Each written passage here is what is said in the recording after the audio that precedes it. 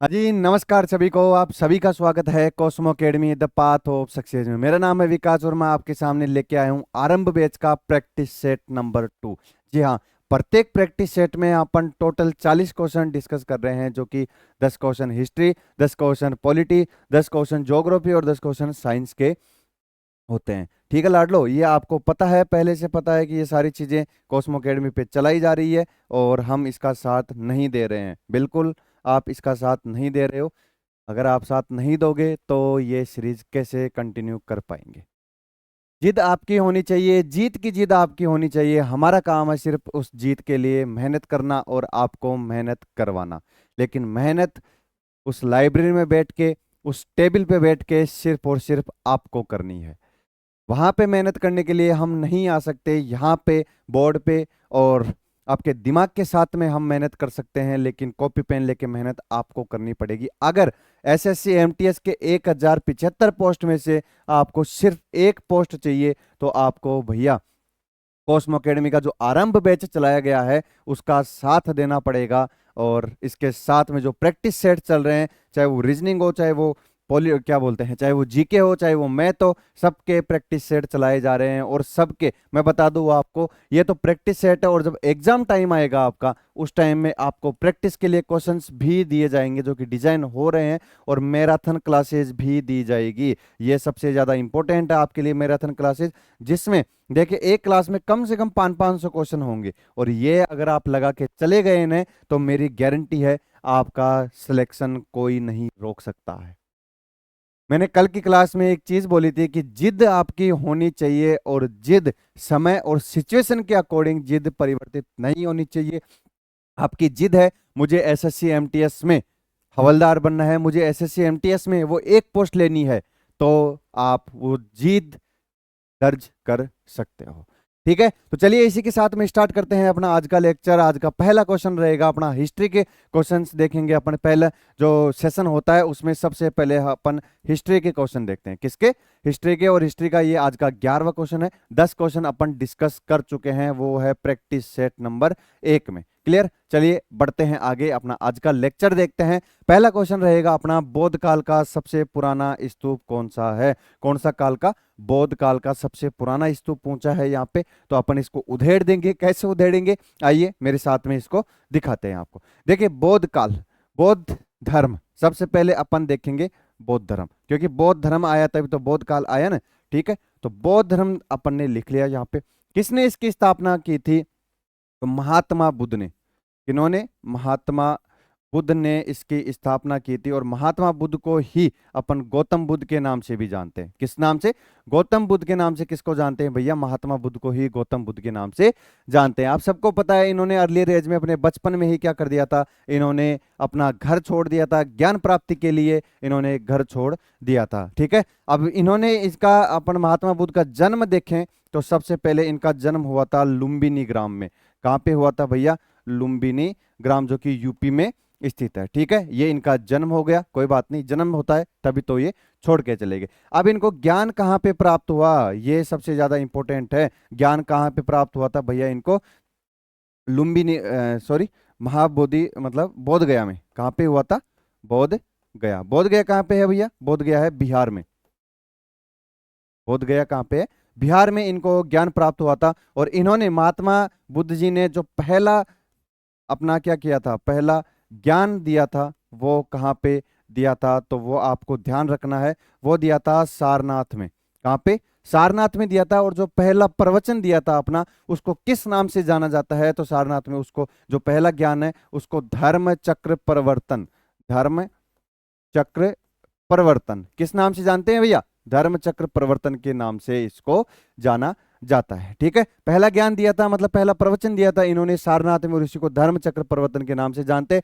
बौद्ध धर्म महात्मा बुद्ध के द्वारा यह स्थापित किया गया, वही गौतम बुद्ध थे। और इनका जन्म हुआ था लुम्बिनी ग्राम में। इसके बाद में ज्ञान इनको बोध गया बिहार में इनको ज्ञान प्राप्त हुआ था। और ये आपको ध्यान रखना है, बोध गया में कहाँ पे हुआ था? पीपल के पेड़ के नीचे। पीपल के पेड़ के नीचे, जहां पे वो चुड़ैल बोलती है मैं तो घेवर खाऊंगी। कौन सा घेवर? मावे वाला घेवर खाऊंगी। उसी पीपल के पेड़ के नीचे इनको ज्ञान प्राप्त हुआ था, बोध गया बिहार में। क्लियर? लुम्बिनी ग्राम में इनका जन्म हुआ था। अब देखिए ज्ञान तो दे दिया इन्होंने, अब इनकी मृत्यु भी हुई।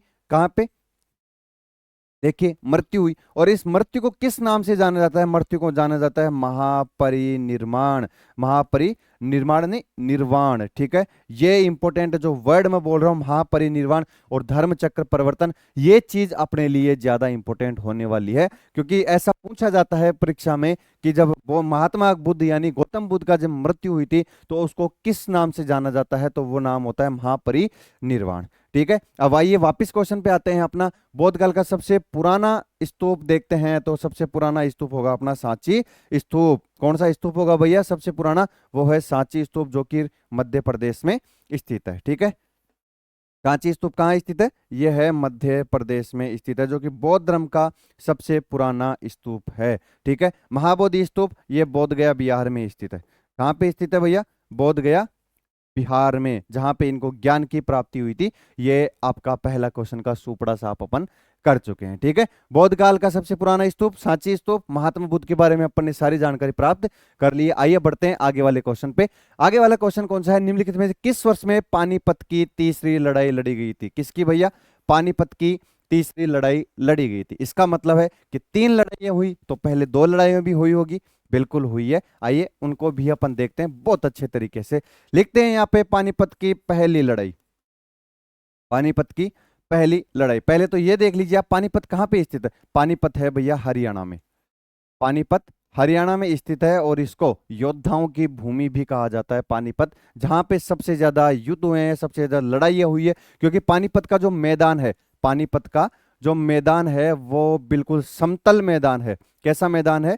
समतल मैदान है, समतल भूमि है। यहाँ पे आमने सामने की लड़ाई होती है, आमने सामने की। अगर मानो महाराणा प्रताप के जैसे और शिवाजी के जैसे अगर ये जो पहाड़ों वाली युद्ध नीति अपनाते थे, वो अगर युद्ध नीति अपना लेते यहाँ पे, तो आज मराठा जो भारतीय लोग हैं वो यहाँ पे विजय होते। ये मुगल जो हैं वो कभी भारत में नहीं आ पाते। लेकिन लड़ाई कहाँ लड़ी गई? लड़ाई लड़ी गई भैया पानीपत हरियाणा में, जो कि बिल्कुल सपाट प्लेन है। आमने सामने की लड़ाई होती है, सामने से दूसरी सेना है, मैं इधर हूँ, बीच में खड़े हैं सारे, झंडा फहराया जाता है, चलो लड़ो भैया, इस टाइप से यहाँ पे होता था। ठीक है, आइए देखते हैं पानीपत की पहली लड़ाई। पानीपत की पहली लड़ाई लड़ी गई थी भैया 1526 ईस्वी में। कब लड़ी गई थी? 1526 ईस्वी में। और किस किस के बीच में लड़ी गई थी? यहाँ पे ये इंपॉर्टेंट है, ये है भैया बाबर और इब्राहिम लोदी के बीच में। वर्सेस लगा देता हूं, बाबर और इब्राहिम लोदी। कौन है? बाबर और इब्राहिम लोदी के बीच में ये लड़ाई लड़ी गई थी। और 1526 की पानीपत की जो पहली लड़ाई थी उसमें बाबर ने विजय हासिल की थी। किसने? बाबर ने विजय हासिल की थी, और इब्राहिम लोदी की यहाँ पे क्या हो गई थी भैया? मृत्यु, मतलब इसको मौत के घाट उतार दिया गया था। किसके द्वारा?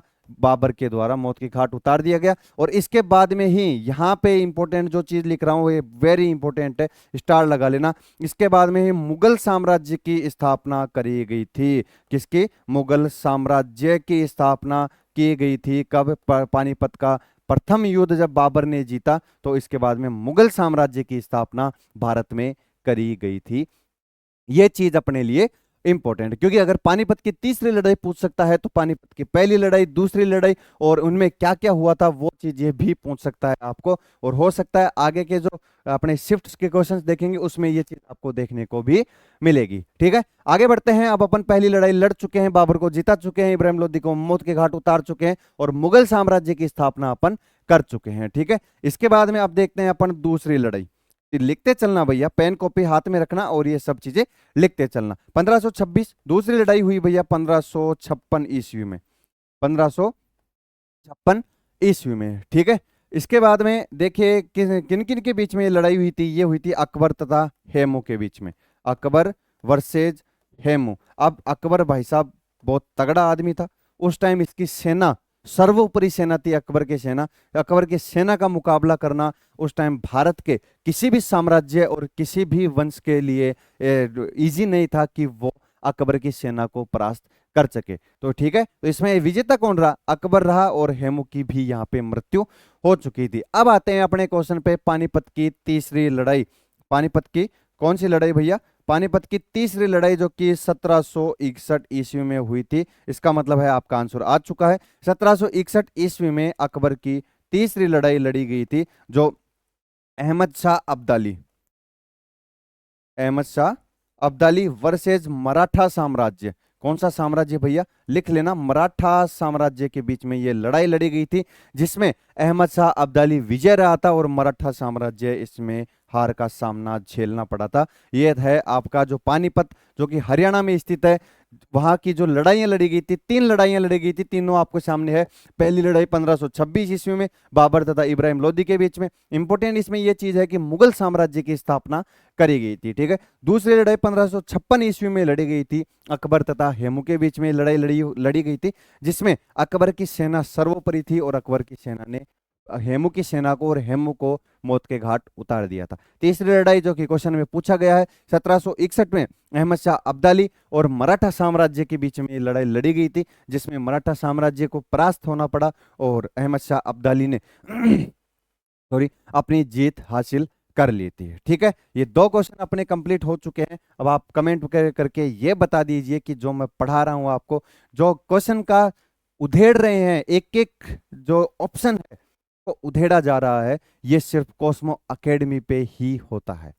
यहाँ पे किसी भी प्रकार की घास नहीं काटी जाती है कि चलो आए पढ़ा दिए निकल गए, हम क्या जाने, नहीं भैया। यहाँ पे कमाई का कोई जरिया नहीं है, सिर्फ ये लड़ाई लड़ी जा रही है सिर्फ आपके लिए, आपको सिलेक्शन के लिए और आपके जो आपने सपने देखे हैं उन सपनों को साकार करने के लिए ये लड़ाई लड़ी जा रही है। ये आप भी लड़ो हमारे साथ में। पानीपत की लड़ाई नहीं लड़नी है लाडलो, ऐसे नहीं कि आप यहाँ पे आगे लट लेके चलो कॉस्मो अकेडमी के टीचर्स के साथ में लड़ाई लड़के आते हैं, वो लड़ाई नहीं लड़नी है। आपको लड़नी है खुद से लड़ाई, आपको लड़नी है अपने जो कंफर्ट जोन है उससे लड़ाई, उससे बाहर निकलिए, तब तो देखिए आपका उद्धार हो सकता है, वरना खेलते रहो पबजी, करते रहो मजे। चलिए आइए वापस बढ़ते हैं अपने तीसरे क्वेश्चन पे। देखिए 1927 में मंदिर प्रवेश आंदोलन किसने शुरू किया था, इंपॉर्टेंट क्वेश्चन है, थोड़ा सा स्टार लगा लेना, आ सकता है दोबारा। 1927 में मंदिर प्रवेश आंदोलन किसने शुरू किया था? एनी बेसेंट ने नहीं किया, महात्मा गांधी नहीं किया, महादेव गोविंद सिंह राणा ने नहीं किया। अब आप इसमें दिमाग लगा सकते हो, भीमराव जी अंबेडकर। किसने? भीमराव अंबेडकर ने 1927 में मंदिर प्रवेश आंदोलन शुरू किया था, क्योंकि भारत में सबसे पहले कौन सी थी? वर्ण व्यवस्था। भारत में क्या थी भैया? भारत में थी वर्ण व्यवस्था, जिसमें शूद्र क्या बोलते हैं, ब्राह्मण, क्षत्रिय, वैश्य और शूद्र, 4 वर्णों में इसको डिवाइड किया गया था। इसके बाद में इसमें देखा गया था कि जो सबसे नीचे के होते हैं, शूद्र वगैरह जो लोग होते हैं, उनको मंदिर में प्रवेश करना, घर में बैठाना, बराबर में बैठ के पानी वगैरह पीना, खाना खिलाना, ये सब चीजें वर्जित थी। उन्हीं सब चीजों को तोड़ने के लिए, वो जो प्रथा चली आ रही थी पुरानी, वो जो वर्ण व्यवस्था थी, उसको तोड़ने के लिए किसने? भीमराव अंबेडकर जी ने 1927 में मंदिर प्रवेश आंदोलन स्टार्ट किया था, जिसके माध्यम से जो वर्ण थे, जो नीची कास्ट के थे, जो SC ST, जिसको अपन अभी SC ST में डिवाइड करते हैं, वो सब चीजें थी, उसको मंदिरों में प्रवेश करवाने के लिए जो अपने भीमराव अंबेडकर जी हैं, जो संविधान के एक जनक भी कहा जाता है इनको, ये ड्राफ्ट कमेटी के अध्यक्ष भी थे, जिन्होंने पूरा संविधान का प्रारूप तैयार करके दिया था। और वही प्रारूप को तैयार होने के बाद में आज वही प्रारूप संविधान के रूप में जाना जाता है। ड्राफ्ट कमेटी में मैं बता दूं आपको 7 मेंबर थे, जो ड्राफ्ट कमेटी के मतलब प्रारूप समिति के अध्यक्ष कौन थे? वो भीमराव अंबेडकर जी ही थे। किसके? प्रारूप समिति के अध्यक्ष, ठीक है। तो ध्यान रखना, 1927 में मंदिर प्रवेश आंदोलन किसने शुरू किया था? वो किया था भीमराव अंबेडकर जी ने। इंपॉर्टेंट क्वेश्चन है, पूछा जा सकता है, क्योंकि ये थोड़ा सा बर्निंग इश्यू रहता है कि जो शेड्यूल ट्राइब्स हैं, जो शेड्यूल कास्ट के लोग हैं, SC ST वाले लोग हैं, उनको जो ऊपर के लोग हैं जैसे OBC जनरल वगैरह, वो अभी भी उनको उसी नजर से देखते हैं जो वर्ण व्यवस्था में देखा जाता था। लेकिन आपको ये जो पार्शलिटी है, ये जो भेदभाव है, ये नहीं करना है भैया।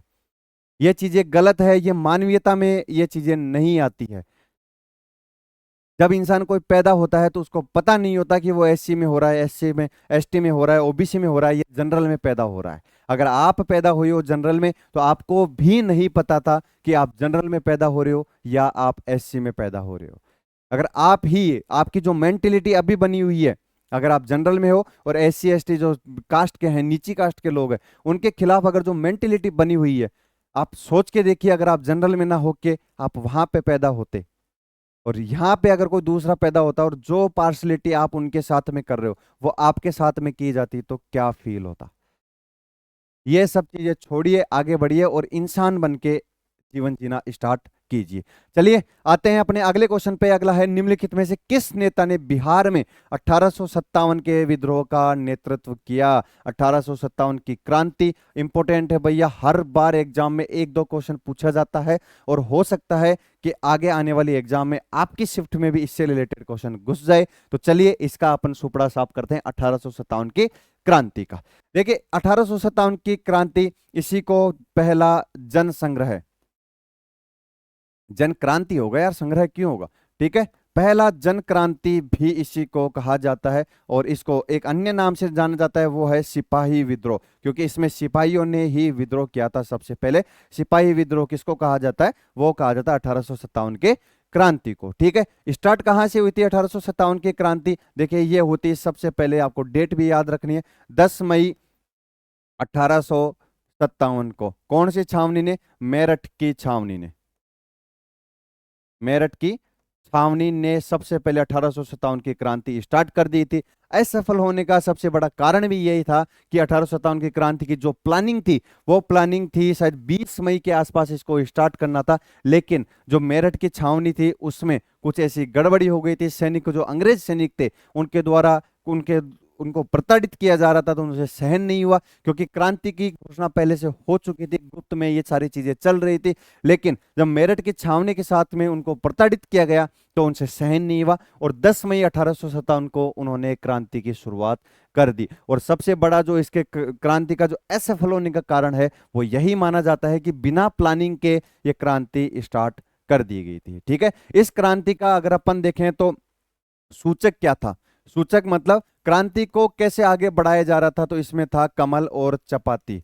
कमल और चपाती, ये दो चीजें ऐसी थी जिसके माध्यम से इस क्रांति को बताया जा रहा था कि हाँ अपने क्रांति छेड़ दी है। जहां पे कमल दिया जा रहा था, जहां पे चपाती दी जा रही थी, लोगों के बीच में सैनिकों के द्वारा बांटी जा रही थी कि हम क्या कर रहे हैं, 1857 की क्रांति की घोषणा करते हैं और जल्द ही अंग्रेजों के खिलाफ हम क्रांति का उद्गम कर देंगे, ठीक है। इसी को अपन जन क्रांति और सिपाही विद्रोह के नाम से भी जानते हैं। और ये 1857 की जो क्रांति है, क्या ये सफल रही थी? नहीं भैया, ये क्रांति असफल रही थी। क्या रही थी? असफल रही थी। और आपको मैं बता दूं कि 1857 की क्रांति पे एक अलग से वीडियो आएगा, उसमें आपको सारी चीजें मिल जाएगी कि कौन सी चीज कहां हुई थी, किसने, नाम भी आपको, जिसमें एक सबसे मेन नाम आता है, वो आता है मंगल पांडे।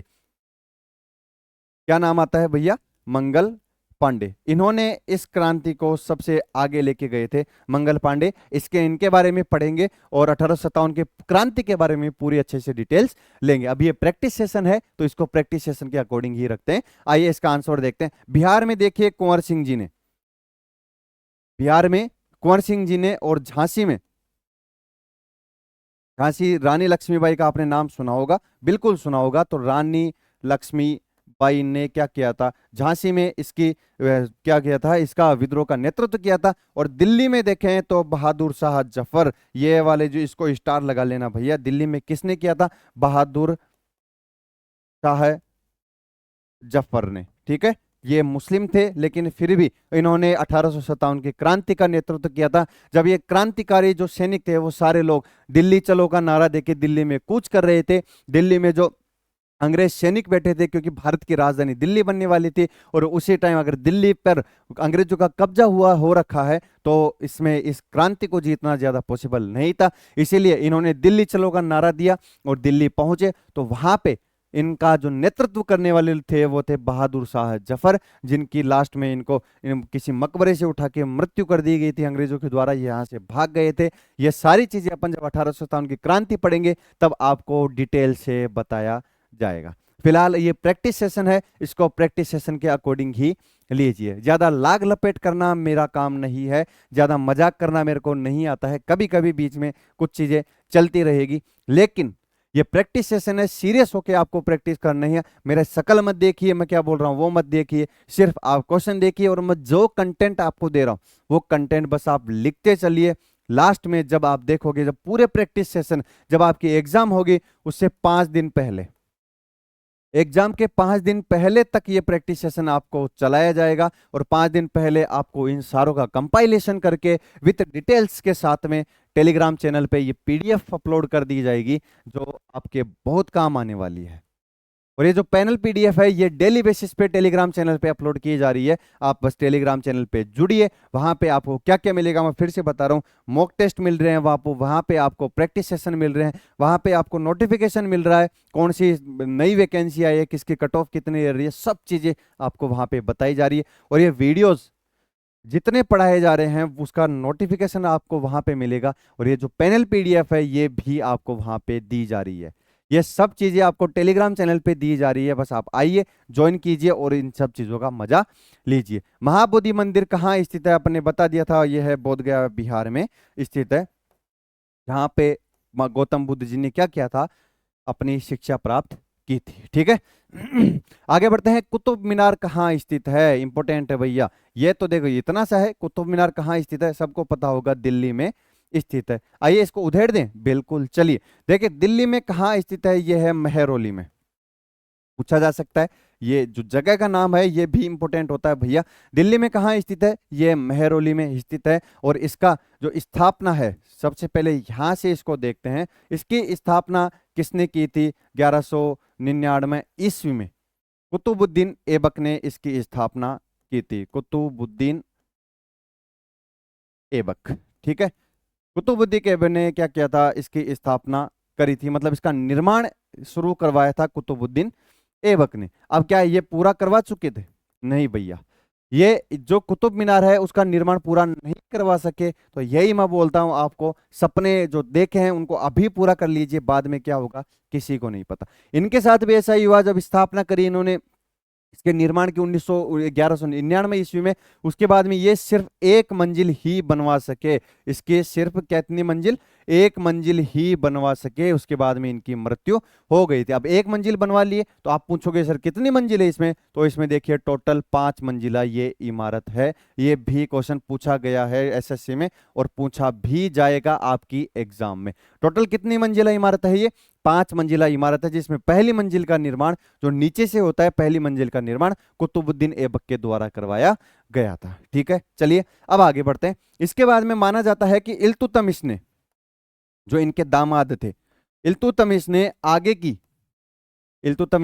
आगे की 3 मंजिल और बनवाई और माना जाता है कि इसका पूर्ण विराम यहां पे लगा दिया गया था। मतलब टोटल 4 मंजिल हो गई। तो ये कहा जाता है कि इसका पूर्ण निर्माण किसके द्वारा करवाया गया था, तो वो इल्तुतमिश के द्वारा करवाया गया था। इसका पूर्ण निर्माण 4 मंजिला इमारत बन चुकी थी। अब 5वीं मंजिल जो वो है बहादुर शाह जफर ने, जो दिल्ली वाले थे, बहादुर शाह जफर ने इसकी 5वीं मंजिल का निर्माण करवाया था। कौन सी मंजिल का, 5वीं मंजिल का निर्माण करवाया गया था। लेकिन इसमें इल्तुतमिश को ज्यादा इंपॉर्टेंस दी जाती है क्योंकि उन्होंने 3 मंजिला इमारत बनवाई थी, ये कुतुबुद्दीन अपने कुतुब मीनार पे। तो कहा जाता है कि इसका पूर्ण निर्माण किसके द्वारा करवाया गया था, तो इल्तुतमिश के द्वारा इसका पूर्ण निर्माण करवाया गया था। और माना जाता है कि इसका जो आधुनिक वर्जन है, कौन सा, जो आधुनिक वर्जन है वो किसके द्वारा पूर्ण करा गया था, वो है बहादुर शाह जफर, जो दिल्ली वाले माने जाते हैं। ठीक है, कुतुब मीनार कहाँ स्थित है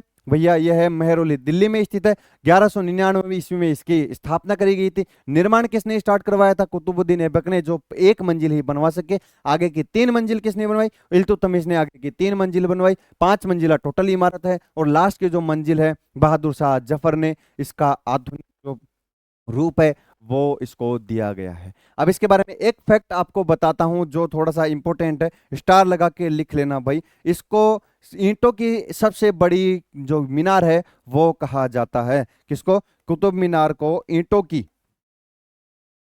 की बनी सबसे बड़ी मीनार का दर्जा दिया गया है। सबसे बड़ी मीनार का दर्जा दिया गया है। ठीक है, ईंटों की सबसे बड़ी मीनार का इसको दर्जा दिया गया है। ठीक है, अब क्या मैं आपसे एक क्वेश्चन और पूछता हूं, क्या इसको वर्ल्ड हेरिटेज साइट में भी जोड़ा गया है, वर्ल्ड हेरिटेज साइट, बिल्कुल, जो कि यूनेस्को के द्वारा विश्व धरोहर जो होती है उनको अपने अंदर शामिल किया जाता है। तो आप मेरे को बताइए क्या इसको वर्ल्ड हेरिटेज साइट्स में इंक्लूड किया गया है, और कब किया गया है तो कौन सी सन में इसको इंक्लूड किया गया है, ये आपके लिए क्वेश्चन है। अगर आप यहां तक वीडियो देख रहे हो तो इसका आंसर आप जरूर दोगे। अगर नहीं आता है तो अगले जो सेशन होगा उसमें अपन जो जवाब है वो डिस्कस करेंगे। ठीक है, चलिए आइए बढ़ते हैं। 1921 में किसने विश्व भारती नामक प्रसिद्ध शैक्षणिक संस्थान की स्थापना करी थी? विश्व भारती नामक प्रसिद्ध शैक्षणिक स्थान है भैया, डेट आपको याद रखनी है सन 1921 में, और मैं सीधा बता देता हूं आपको, रविंद्रनाथ टैगोर जी ने इसकी स्थापना करी थी। और 1951 में इसको केंद्रीय विद्यालय का दर्जा दिया गया था। कौन सा? केंद्रीय विश्वविद्यालय का दर्जा दिया गया है, ये भी आपको ध्यान में रखना है। और ये इनका स्थान कहाँ है, मतलब जो विश्व भारती नामक जो संस्था है वो कहाँ है? वो है भैया पश्चिम बंगाल में। कहाँ है ये है पश्चिम बंगाल में, ठीक है, ये आपको ध्यान रखना है। 1921 में इसकी स्थापना करी गई रविंद्रनाथ टैगोर जी के द्वारा। विश्व भारती जो शैक्षणिक संस्था है, स्थान कहाँ है इसका? पश्चिम बंगाल में इसकी स्थापना करी गई थी, ठीक है। आगे बढ़ते हैं। आगे है भैया, भारत में ब्रिटिश शासन के दौरान लॉर्ड कर्जन ने बंगाल विभाजन की घोषणा किस वर्ष करी थी? फूट डालो और राज करो, सही सुना, वोट डालो और राज करो की जो नीति है वो लॉर्ड कर्जन उस टाइम अपनाते थे। अभी भी कई लोग हैं जो आपके बीच में, आपके परिवार के बीच में, आपके दोस्तों के बीच में फूट डालो और राज करो की नीति अपनाते हैं। ऐसे लोगों से, ऐसे सांप से दूर रहिए भैया, वरना आपका जीवन उसके जैसे ही चलेगा। आप इस टाइम अर्लियर एज में हो, आप पढ़ाई वाली एज में हो, जब तक आप ऐसे लोगों के बीच में रहोगे आपका माइंड ओपन नहीं होगा, और माइंड ओपन नहीं होगा तो आप बिल्कुल भी सक्सेस नहीं हो पाओगे, ठीक है। तो ये फूट डालो और राज करो की जो नीति है ना अपनाना है, और ना कोई अपना रहा है उसको अपने बीच में आने देना है, ठीक है। आइए क्वेश्चन पे आते हैं वापस से। देखिए, लॉर्ड कर्जन ने बंगाल विभाजन की घोषणा किस वर्ष करी थी? आइए इसका भी उधेड़ते हैं इसको। बंगाल विभाजन लिखते हैं यहां पे, बंगाल विभाजन। यहां से जितने क्वेश्चन आते हैं वो सारे मैं इसको यहीं पे बताता हूं। देखिए, बंगाल विभाजन 19 जुलाई 1905 ईस्वी को, 19 जुलाई 1905 में बंगाल विभाजन की घोषणा करी गई थी। आपका आंसर आ चुका है, 19 जुलाई 1905 में बंगाल विभाजन की घोषणा करी गई थी। किसके द्वारा करी गई थी? यहां पे लिखा गया है लॉर्ड कर्जन के द्वारा बंगाल विभाजन की घोषणा करी गई थी, ठीक है। बंगाल विभाजन ये है पश्चिम बंगाल में, पश्चिम बंगाल, ठीक है। पश्चिम बंगाल पहले एक बहुत बड़ा एरिया होता था, 1905 के बाद से ये क्या है, बंगाल का टूटना स्टार्ट हो गया। असम, बिहार, ये जितने भी जिले, जितने भी राज्य बने हैं, ये सब पश्चिम बंगाल के बाद में, जो अपने बंगाल विभाजन हुआ था उसके बाद में बने। ढाका जो बांग्लादेश है वो भी इससे टच है। कहीं ना कहीं 1905 में जो बंगाल विभाजन हुआ था उसका इफेक्ट अभी भी अपन को देखने को मिलता है। जो भारत की भूमि है वो अपन बांग्लादेश में देखने को मिलती है, ठीक है। 1905 में लॉर्ड कर्जन के द्वारा बंगाल विभाजन की स्थापना क्या है, घोषणा करी गई थी। आपको डेट याद रखनी है, 19 जुलाई 1905 ईस्वी में। इसके खिलाफ क्या क्या हुआ था वो अपन देखते हैं। देखिए, इसके खिलाफ सबसे पहले स्वदेशी आंदोलन चलाया गया था। कौन सा आंदोलन? स्वदेशी आंदोलन। पूछा जाता है भैया स्वदेशी आंदोलन कब चलाया गया था, इसका आंसर भी आपको देना है। 1905 में ही स्वदेशी आंदोलन चलाया गया था। इसके बाद में ये हो गया। इसके बाद में हुआ था बहिष्कार आंदोलन। कौन सा आंदोलन? बहिष्कार आंदोलन, ये भी पूछा गया क्वेश्चन है। बहिष्कार आंदोलन कब चलाया गया था? 1905 में स्वदेशी आंदोलन और बहिष्कार आंदोलन चलाया गया था। स्वदेशी आंदोलन क्यों चलाया गया था कि भारत में पहले जो कपड़ा बनता था, भारत में जो मसाले बनते थे, वो अब स्वदेशी, मतलब खुद के जो मसाले हैं, खुद के जो प्रोडक्ट हैं, वो ही हम यूज करेंगे। इसलिए स्वदेशी आंदोलन चलाया गया था, ताकि जो ब्रिटिशर्स हैं, ये अपना सामान बेच रहे हैं, उनकी अगर खपत ही नहीं होगी तो ये सामान किसको बेचेंगे।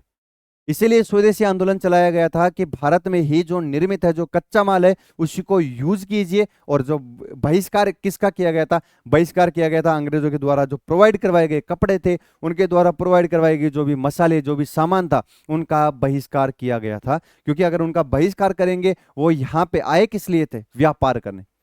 किस लिए आए थे अंग्रेज? भारत में व्यापार करने। अगर उनका व्यापार ही सक्सेस नहीं होगा तो वो भारत में टिक पाते? नहीं टिक पाते। तो बहिष्कार आंदोलन और स्वदेशी आंदोलन ये भाग हैं, बंगाल विभाजन के ही भाग है। 1905 में ही ये आंदोलन किए गए थे। और यहाँ पे एक और चीज करी गई थी, वो था राखी बांधो अभियान। कौन सा था भैया? राखी बांधो अभियान। ये भी इंपॉर्टेंट है, आपको ध्यान रखना है। क्यों इंपॉर्टेंट है? क्योंकि इसके शुरुआत किसने की थी? रविंद्रनाथ टैगोर जी ने। किन्होंने की थी भैया? रविंद्रनाथ टैगोर या ठाकुर जी ने। इनको ठाकुर जी भी कहा जाता है, ठीक है। रविंद्रनाथ टैगोर जी ने राखी बांधो अभियान भी स्टार्ट किया था, जो भाग है बंगाल विभाजन 1905 का ही भाग है। राखी बांधो अभियान क्यों स्टार्ट किया गया था? देखिए, यहाँ पे ऐसा था कि कई लोग अंग्रेजों का साथ दे रहे थे, कई लोग भारत में खुद स्वदेशी और बहिष्कार आंदोलन का साथ दे रहे थे, मतलब अंग्रेजों के खिलाफ लड़ाइयां लड़ रहे थे। राखी बांधो अभियान रविंद्रनाथ टैगोर जी ने पूरे जनमत को एक संग्रह लाने के लिए, एक जगह लाने के लिए, एक बड़ी संख्या में खुद की एक तरह से लोगों की सेना तैयार करने के लिए राखी बांधो अभियान चलाया गया था। रविंद्रनाथ टैगोर जी के द्वारा यह अभियान स्टार्ट किया गया था। यह इंपॉर्टेंट है भैया, आपको ये चीज स्टार लगा के लिख लेनी है, ठीक है। अब देखिए, ये सारी चीजें हो गई, तो क्या बंगाल विभाजन सक्सेसफुल रहा? मैं आपसे पूछता हूं, क्या बंगाल विभाजन सक्सेसफुल रहा था? अगर आपने हिस्ट्री पढ़ी है तो आपको पता होगा, नहीं। 1911 ईस्वी में, कब? 1911 ईस्वी में लॉर्ड कर्जन के द्वारा बंगाल विभाजन की जो घोषणा है उसको वापस से बैक ले लिया गया था। मतलब 1911 में जो बंगाल विभाजन है उसको रद्द करना पड़ा था, क्योंकि यहाँ पे देखिए स्वदेशी आंदोलन चलाया गया, राखी बांधो अभियान चलाया गया है, बहिष्कार आंदोलन चलाया गया। जब कर्जन ने बंगाल विभाजन की घोषणा करी थी 1905 में, 1905 से लेकर 1911 के बीच में, इस 6 साल में भारतीयों के द्वारा उनकी पूरी तरीके से ऐसी तैसी कर दी गई थी। अपनी लैंग्वेज में ये उनको पूरी तरीके से उनकी ऐसी तैसी वहां पे कर दी गई थी। 1911 में लॉर्ड कर्जन के द्वारा पुनः अपना जो घोषणा थी उसको बैक लेना पड़ा। इसका मतलब है बंगाल विभाजन के समय जो भी एरिया डिवाइड किए गए थे उनको वापस से रद्द करना पड़ा, और पूरे जो बंगाल है उसी में सबको एक जगह इंक्लूड करके रखा गया। यही है, फूट डालो और राज करो की नीति अपनाओ और अपनी विजय प्राप्त करो। ना आपको करना है, ना करने देना है किसी को। आइए, सुभाष चंद्र बोस के राजनीतिक गुरु कौन थे? ज्यादा टाइम नहीं लेंगे इसमें। चित्तरंजन दास जी क्या थे? सुभाष चंद्र बोस के राजनीतिक गुरु थे। भीतरगांव ईंट मंदिर निम्नलिखित में से किस काल की वास्तुकला का एक अच्छा उदाहरण है? अब आपने देख लिया होगा, पहला क्वेश्चन ही अपना यही था कि भीतरगांव ईंट वाला मंदिर कहाँ पे स्थित है? कहाँ पे स्थित था? यह था कानपुर, उत्तर प्रदेश में। कहाँ पे स्थित था भैया? कानपुर उत्तर प्रदेश में ये स्थित था। और मैं आपको बता दूं, मैंने बताया था ये गुप्त काल की संरचना है। किसके? गुप्त काल की संरचना है, ठीक है। और इसमें किसी भी प्रकार की मूर्ति की पूजा नहीं की जाती है। और ये क्यों प्रसिद्ध था? क्योंकि अभी वर्तमान क्या, फिलहाल में जब ये एग्जाम हुई थी उससे पहले आकाशीय बिजली पूछा जा सकता है कि आकाशीय बिजली के द्वारा कौन सा मंदिर डिस्ट्रॉय हो गया था, मतलब उसका विनाश हो गया था। या आपको क्वेश्चन, आपका आंसर आ चुका है, गुप्त काल। यही क्वेश्चन देखिए, बार बार एक क्वेश्चन ही घूम फिर के आता है। एग्जामिनर के पास कितने क्वेश्चन होंगे यार? 1,000 होंगे, 2,000 होंगे, 10,000 क्वेश्चन होंगे। 10,000 क्वेश्चन होंगे एग्जामिनर के पास में। तो क्या इतनी एग्जाम लगती है? 10,000 क्वेश्चन कंप्लीट नहीं हुए? कंप्लीट हो चुके हैं। आपको बस क्या करना है, जो ऑप्शन है ये ऑप्शन में आपको घुसना है। जिस टाइप से मैं आपको ये प्रैक्टिस सेशन करवा रहा हूं उसी अकॉर्डिंग हर ऑप्शन पे आपको ध्यान रखना है, क्योंकि इसी क्वेश्चन से रिलेटेड उसमें ऑप्शन कौन सा दिया गया है वहीं से वो दोबारा क्या उठाता है, अपना अगला क्वेश्चन बनाता है और आपके सामने पेश कर देता है। यह होता है एग्जामिनर की माइंड सोच। अब देखते हैं आगे अपन पॉलिटी के क्वेश्चन, ठीक है। 10 क्वेश्चन अपने हिस्ट्री के कंप्लीट हो चुके हैं, कर चुके हैं अपन बिल्कुल बहुत अच्छे तरीके से। अब पॉलिटी को उधेड़ते हैं। आइए, पॉलिटी का पहला क्वेश्चन अपन डिस्कस करते हैं। भारत में संसद के दोनों सदनों का चुनाव कौन कराता है? कल भी अपन ने डिस्कस किया था, राज्य चुनाव आयोग और केंद्रीय चुनाव आयोग के बारे में अपन ने डिस्कस किया था। तो ये होगा निर्वाचन आयोग। ये केंद्रीय निर्वाचन आयोग है। केंद्रीय निर्वाचन आयोग क्या करता है? 25 जनवरी 1950 को इसकी स्थापना करी गई थी। क्यों करी गई थी? भारत में लोकसभा, राज्यसभा और जो विधानमंडल है उनका चुनाव करवाने के लिए जो निर्वाचन आयोग है उसकी स्थापना करी गई थी। चलिए आइए लिखते हैं यहाँ पे, इसकी स्थापना वर्ष जानते हैं अपन, 25 जनवरी 1950 को इसकी स्थापना करी गई थी। और 25 जनवरी को ही राष्ट्रीय मतदाता दिवस, कौन सा दिवस? राष्ट्रीय मतदाता दिवस के रूप में भी इसको जाना जाता है। ध्यान रखना भैया, इंपॉर्टेंट है। राष्ट्रीय मतदाता दिवस 25 जनवरी को मनाया जाता है। क्यों मनाया जाता है? क्योंकि इसी दिन 25 जनवरी 1950 को केंद्रीय निर्वाचन आयोग की स्थापना करी गई थी। ठीक है, आंसर मैं यहां पे टिक कर देता हूं, ए।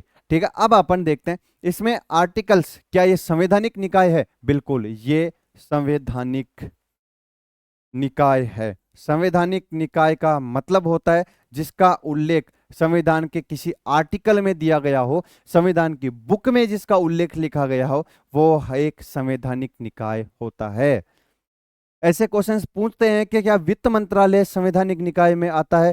क्या केंद्रीय निर्वाचन आयोग, राज्य निर्वाचन आयोग, क्या जीएसटी, ये सब चीजें संवैधानिक निकाय है?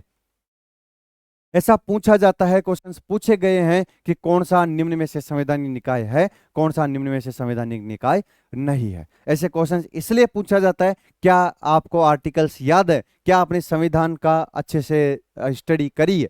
इसीलिए ये क्वेश्चंस पूछे जाते हैं। तो आपको ध्यान रखना है कि जो संवैधानिक निकाय क्या होता है, जिसका उल्लेख संविधान के किसी भी आर्टिकल में दिया गया हो, वो एक संवैधानिक निकाय होता है। ये इंपॉर्टेंट है, आपको ध्यान रखना है। ठीक है, बिल्कुल। तो संसद के दोनों सदनों का चुनाव कौन कराता है? निर्वाचन आयोग। और निर्वाचन आयोग एक संवैधानिक निकाय है, क्योंकि आर्टिकल, अब आर्टिकल भी लिख लो इसका, आर्टिकल 324 से 329 तक केंद्रीय निर्वाचन आयोग का उल्लेख किया गया है।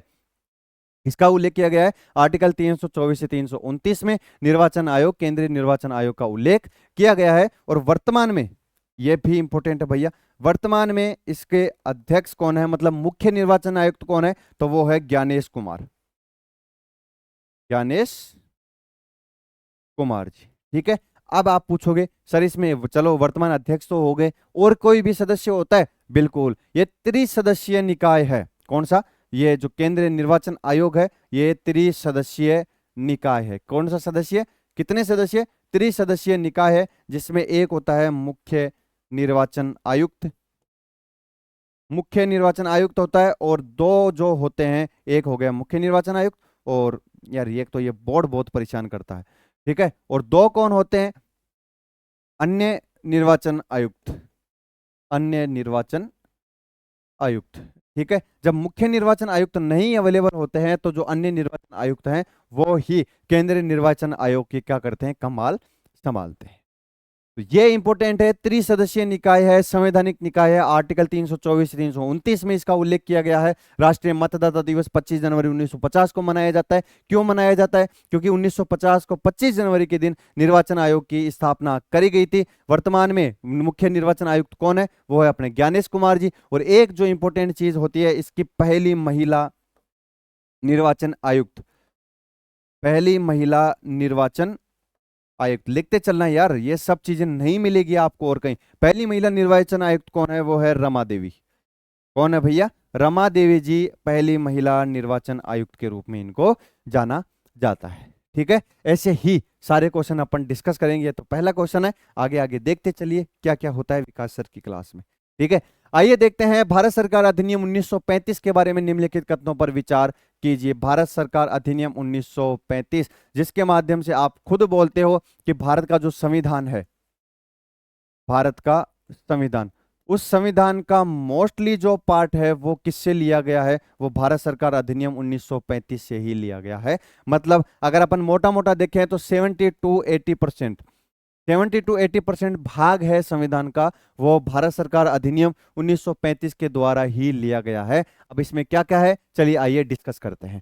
पहला दे रखा है, यह अधिनियम ब्रिटिश संसद द्वारा अधिनियमित किया गया है। बिल्कुल सही है भैया, यह अधिनियम ब्रिटिश संसद द्वारा ही अधिनियमित मतलब पारित किया गया था। ठीक है, आगे बढ़ते हैं। इस अधिनियम को भारत और बर्मा, बर्मा सरकार के लिए दो अलग अलग अधिनियमों में विभाजित किया गया है। बिल्कुल किया गया है। बर्मा, जो कि वर्तमान में इसको म्यांमार के रूप में जाना जाता है। किसके रूप में?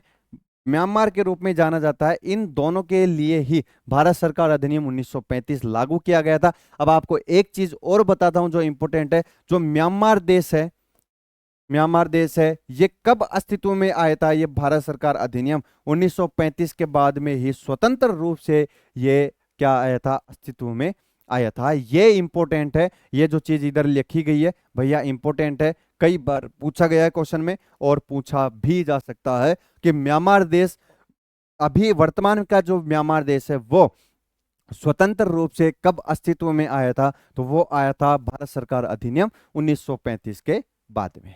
क्लियर? तो दो अपने सही हो चुके हैं। यह अधिनियम ब्रिटिश संसद द्वारा अधिनियमित किया गया था, बिल्कुल किया गया था। भारत और बर्मा सरकार के दो अलग अलग अधिनियमों में विभाजित किया गया था, बिल्कुल सही है। यह अधिनियम 1 अप्रैल 1935 से प्रारंभ किया गया था, नहीं, भारत सरकार एक्ट था 1935 का। और इसकी जो स्टार्ट है, इसको पूर्ण रूप से कब लागू किया गया था? पूर्ण रूप से इसको लागू किया गया था 1 अप्रैल 1937 को, यह ध्यान रखना है, 1 अप्रैल 1937। 7 और 5 में फर्क देखना। 1935 का तो ये अधिनियम था, अधिनियम था 1935 का, लेकिन इसको पूर्ण रूप से लागू किया गया था 1 अप्रैल 1937 को, इसको पूर्ण रूप से लागू किया गया था। ऑप्शंस नीचे दिए गए हैं, क्या 1, 2 और तीनों सही हैं? नहीं, तीसरा अपने लिए गलत आ चुका है, ये 2 सही है, तो इसका मतलब है कि 1 और 2 दोनों सही है। इसका मतलब है सी आपका आंसर होगा। ठीक है, अब अपन 1935 अधिनियम के बारे में थोड़ी सी जानकारी ले लेते हैं। देखिए, भारत सरकार अधिनियम आया था, उस टाइम भारत में कितने आर्टिकल इसमें लागू किए गए थे? 361 आर्टिकल, ध्यान रखना इंपॉर्टेंट है। और कितनी अनुसूचियां, कितनी अनुसूचियां लागू की गई थी उस टाइम? 08, मतलब 8 अनुसूचियां उस टाइम लागू की गई थी भारत सरकार अधिनियम 1935 में। अब आप बोलोगे सर अभी तो 12 अनुसूचियां हैं, बिल्कुल 9, 10, 11, 12, ये जो 4 अनुसूचियां हैं ये बाद में इनको इंक्लूड किया गया है भारत के संविधान में। कब किया गया है आगे क्वेश्चन आएगा, उसमें इसकी डिटेल्स अपन देखने वाले हैं। ठीक है, अब देखिए भारत सरकार अधिनियम 1935 में और क्या क्या हुआ था। देखिए, इसी time RBI, reserve bank of India की स्थापना करी गई थी। और सबसे मेन चीज जो संघात्मक व्यवस्था है, संघात्मक व्यवस्था, ठीक है, मतलब जो संघीय ढांचा है भारत सरकार का, कौन सा ढांचा है? संघीय ढांचा। यह संघीय ढांचा कब अपनाया गया था? भारत सरकार अधिनियम 1935 के माध्यम से ही संघीय ढांचा या संघात्मक जो व्यवस्था है वो अपनाई गई थी। यह इंपॉर्टेंट है। आरबीआई की स्थापना करी गई थी आर्टिकल 361, आर्टिकल 361 नहीं, टोटल आर्टिकल, टोटल कितने आर्टिकल? टोटल 361 आर्टिकल इसमें इंक्लूड करे गए थे। कितनी अनुसूची? टोटल 8 अनुसूची इसमें इंक्लूड करी गई थी। भारत और म्यांमार देश अलग अलग हुए थे। म्यांमार का खुद का एक वर्चस्व स्थापित किया गया था भारत सरकार अधिनियम 1935 के माध्यम से। ठीक है, आइए बढ़ते हैं। वह सबसे शक्तिशाली हथियार कौन सा है जो संसद को कार्यकारी जवाबदेही सुनिश्चित करने में सक्षम बनाता है? कार्यकारी जवाबदेही देने में, कार्यवाही करने में सक्षम बनाता है। कौन सा हथियार है? यह हथियार है भाई साहब आपके सामने देखिए, कानूनों की स्वीकृति, अस्वीकृति नहीं है, संधियों की पुष्टि नहीं है, विचार विमर्श और चर्चा नहीं है, यह है अविश्वास प्रस्ताव। अगर अविश्वास प्रस्ताव कोई ला देता है तो सामने जो सरकार होती है उसके पसीने छूट जाते हैं। ये एक ऐसा हथियार है, ये एक ऐसा हथियार है जो आपको मजबूर करता है कि आप अपनी दावेदारी पेश कीजिए, आप संसद में अपनी दावेदारी पेश कीजिए कि हाँ मेरे पास इतने मेंबर हैं, मेरे पास पूर्ण बहुमत है कि मैं विश्वास दिलाता हूं आपको कि मैं इस भारत में, इस संसद में मैं अपनी जो सरकार है उसको बनाए रख सकता हूं। ये सबसे बड़ा हथियार होता है। कौन सा होता है भैया? अविश्वास प्रस्ताव। आइए अविश्वास प्रस्ताव के बारे में थोड़ी सी जानकारी आपको देता हूं। कौन करता है, कहां पे इसको प्रस्तुत किया जा सकता है और कितने लोगों की इसमें मंजूरी जरूरी होती है। ठीक है, अब देखिए पहले तो अपन लोकसभा देखते हैं। लोकसभा में टोटल कितने मेंबर है भैया? टोटल मेंबर होते हैं 545, जिनमें 543 लोगों का निर्वाचन होता है। 543 लोगों का निर्वाचन होता है। ठीक है, और बच गए 2 लोग जो होते हैं एंग्लो इंडियन।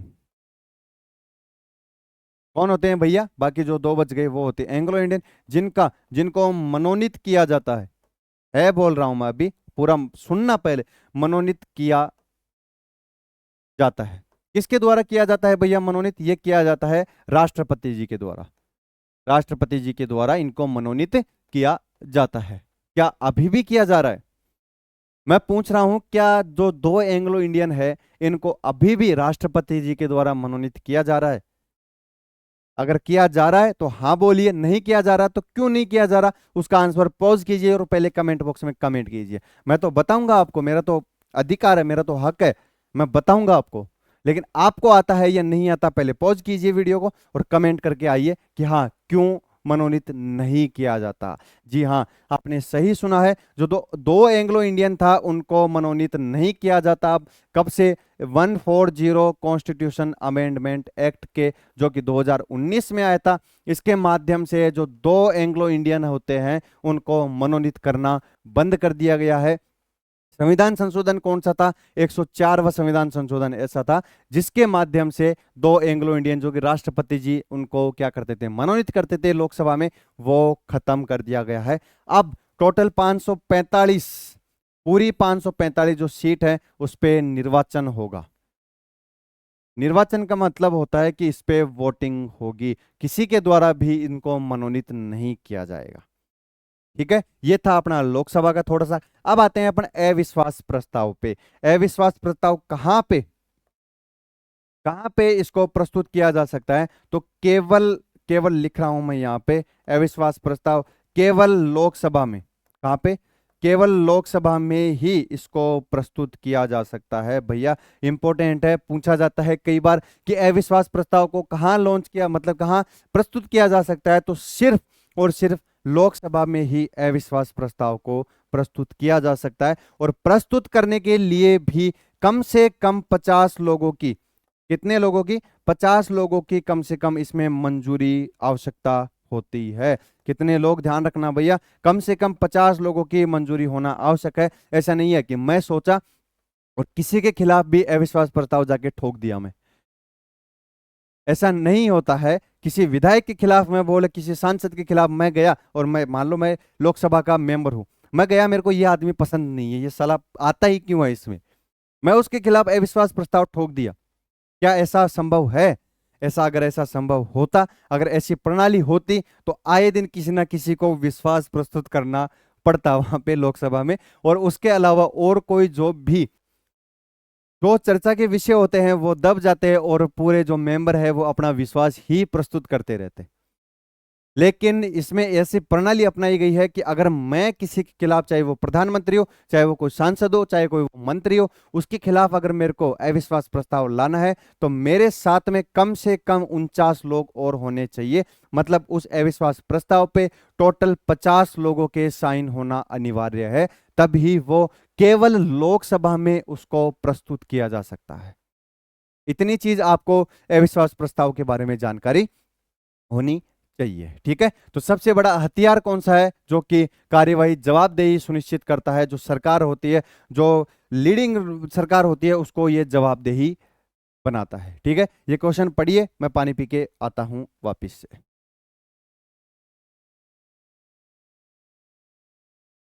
चलिए पढ़ लिया क्वेश्चन, कौन सा है देखिए। 42वां संविधान संशोधन अधिनियम किस वर्ष पारित किया गया था? कौन सा संविधान संशोधन है भैया? 42वां संविधान संशोधन। अभी अपन ने एक संविधान संशोधन और देखा था, 104वां कॉन्स्टिट्यूशन अमेंडमेंट एक्ट, जो कि 2019 में पारित किया गया था। ठीक है, अब मैं आपसे पहले इस क्वेश्चन का आंसर बताने के से पहले आपसे एक क्वेश्चन पूछना चाहता हूं कि अब तक कितने टोटल संविधान संशोधन हो चुके हैं? ये आपको कमेंट में करना है। कितने टोटल संविधान संशोधन हो चुके हैं? भैया कमेंट बंद करिए और बताइए मेरे को कि कितने संविधान संशोधन अब तक हो चुके हैं। ठीक है, आइए क्वेश्चन पे देखते हैं। 42वां संविधान संशोधन जो कि 1976 में लॉन्च किया गया था, मतलब अधिनियम पारित किया गया था, और इसको मिनी कॉन्स्टिट्यूशन भी कहा जाता है। यह भी आपको ध्यान रखना है। मिनी कॉन्स्टिट्यूशन किसको कहा जाता है? 42वां संविधान संशोधन। और मौलिक कर्तव्य, कौन सा मौलिक कर्तव्य? जो लास्ट का मौलिक कर्तव्य है वो कौन सा है? वो है भैया 51A। कौन सा है? 51A, जिसमें कहा गया है कि 14 वर्ष से कम आयु के बच्चों को आप किसी भी कारखाने में या किसी भी प्रकार की ऐसी एक्टिविटी में नहीं लगा सकते जिससे उसकी मानसिक और शारीरिक स्थिति पे प्रभाव पड़े। यह था 42वां संविधान संशोधन, जिसको मिनी कॉन्स्टिट्यूशन यानी कि लघु संविधान भी कहा जाता है, क्योंकि इसके माध्यम से, जो कि 1976 में इसको लागू किया गया था, इसके माध्यम से संविधान में कई ऐसे प्रावधान ऐड किए गए थे जो कि संविधान को सही बनाने के लिए जरूरी थे। ठीक है, 1976 में 42वें संविधान संशोधन को पारित किया गया था। जून 2023 तक हमारे संविधान में कितनी अनुसूचियां थी? मैंने आपको बोला था कि अनुसूचियां जब 1935 का भारत सरकार अधिनियम आया था उस टाइम 8 अनुसूची थी और वर्तमान में टोटल 12 अनुसूचियां है। कितनी है? टोटल 12 अनुसूचियां हैं। तो इसमें आपका आंसर हो जाएगा टोटल 12 अनुसूचियां हैं। अब 8 तो थी उस टाइम, अब 4 बीच बीच में लागू की गई है। आइए उनको देखते हैं कौन सी सन में और उसमें क्या चीज विषय है, सारी चीजें अपन यहाँ पे डिस्कस करते हैं। ठीक है, 8 थी, अब इसमें प्लस 4 हो गई। अब चारों की अपन यहाँ पे देखते हैं। देखिए 9वीं अनुसूची, कौन सी अनुसूची भैया? आजा रेड में, अरे रेड में आजा, नहीं आ रहा, नकटा हो गया, आ गया भैया। 9वीं अनुसूची, कौन सी अनुसूची? 9वीं अनुसूची। ये जोड़ी गई थी भारत का जो पहला संविधान संशोधन किया गया था, भारत का पहला संविधान संशोधन, ऐसे लिख रहा हूं भैया, संविधान संशोधन, जान जाना 1951 में, 1951 में भारत का पहला संविधान संशोधन हुआ था। उसमें 9वीं अनुसूची जोड़ी गई थी। अब इसमें विषय क्या था? इसमें विषय था जो भूमि सुधार के जो कानून थे उनको संरक्षित करना, उनको न्यायालय के समक्ष पेश होने से रोकना। मतलब उस टाइम क्या हो रहा था कि जब भारत आजाद हो गया 1947 में, उसके बाद में ये भूमि मेरी है, ये भूमि मेरी है, जो भूमि सुधार के जो कानून थे उनको सुरक्षित करने के लिए, उनको संरक्षित करने के लिए उनको एक अनुसूची जोड़ी गई जिसमें सारे विषय इंक्लूड किए गए। ठीक है, तो 9वीं अनुसूची जोड़ी गई थी पहला संविधान संशोधन 1951 के द्वारा। इसके बाद में आते हैं भैया 10वीं अनुसूची जो कि दल बदल कानून से रिलेटेड है, वो जोड़ी गई थी। ये था अपना 52वां संविधान संशोधन।